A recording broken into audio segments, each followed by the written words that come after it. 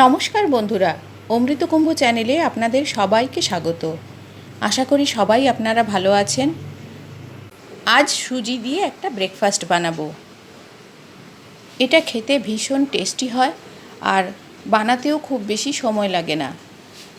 এটাকে সুজির চিলা বলতে পারেন। আসুন রেসিপিটি শুরু করা যাক।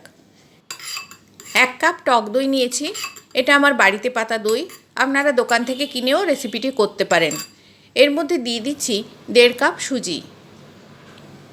মোটা দানার সুজি হলে টেস্টটা আরও বাড়ে।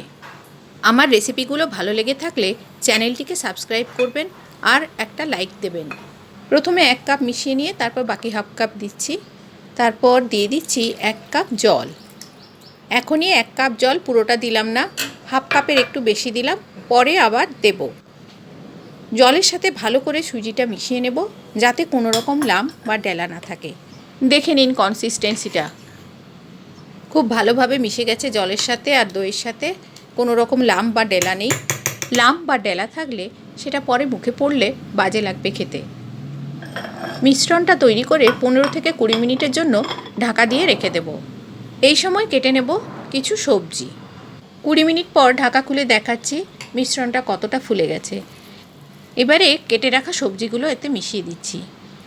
পেঁয়াজ খুব মিহি করে কেটেছি, দেখুন পাতলা পাতলা স্লাইস করে কেটেছি। আপনারা পারলে অন্যরকমভাবে চপ করে নিতে পারেন, খুব ছোট ছোট করে।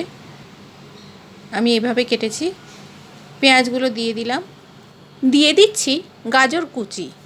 গাজরগুলো সরু সরু লম্বা লম্বা করে কেটেছি। সবজিগুলো দেওয়ার পর মিশ্রণটা মাখানোর জন্য বাটিটা ছোট হয়ে গেছে, তাই বাটিটা চেঞ্জ করে নিলাম। দিয়ে দিচ্ছি 1 চামচ নুন। কাপে যে জলটা বাকি ছিল সেই জলটা দিয়ে আগের দইয়ের বাটিটা ধুয়ে আমি দিয়ে দিলাম আরও কিছুটা জল। সব কিছু আরও একবার ভালো করে মিশিয়ে নিলাম। এরপর দিয়ে দিচ্ছি এতে হাফ চামচ গুঁড়ো হলুদ। হলুদটা অপশনাল। কারি পাতা আর ধনে পাতা একসাথে ভালো করে কুচিয়ে নিয়েছি। কারি পাতা না থাকলে শুধু ধনে পাতা দিতে পারেন, আর ধনে পাতা না থাকলে শুধু কারি পাতাতেও চলবে। গোটা 4-5 কাঁচা লঙ্কা কুচিয়ে নিয়েছি, ওগুলো মিশ্রণের সাথে দিয়ে ভালো করে মিশ্রণটা মিশিয়ে নিচ্ছি। মিশ্রণটা দেখতে এরকম হয়েছে। আপনারা এই মিশ্রণ থেকে চিলা বানাতে পারবেন, কিন্তু এর টেস্ট বাড়ানোর জন্য আমি একটা কাজ করছি। এর মধ্যে এমন একটা জিনিস দেব যা এর স্বাদকে আরও অনেক বাড়িয়ে তুলবে। একটা কড়াইয়ে 3 চামচ সর্ষের তেল গরম করে তাতে 1 চামচ রাই সর্ষে দিয়ে দিলাম।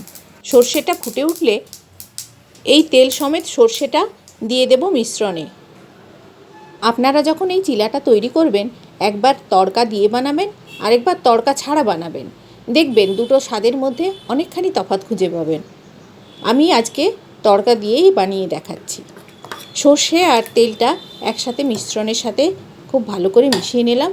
তারপর যে কড়াইতে তেল গরম করেছিলাম ওই কড়াইটাই বসিয়ে দিয়ে দিচ্ছি 1 চামচ তেল।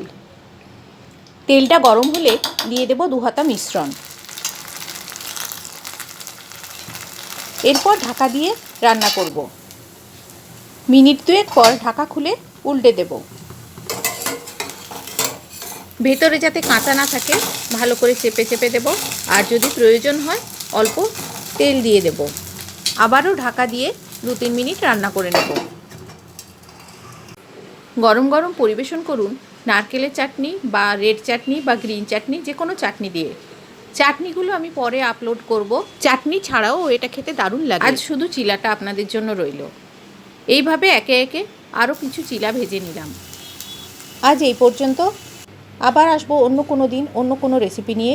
ততদিন আপনারা সবাই ভালো থাকবেন, সুস্থ থাকবেন, আর আমার এই ছোট্ট চ্যানেলটিকে সাবস্ক্রাইব করে বড় হতে সাহায্য করবেন। ধন্যবাদ।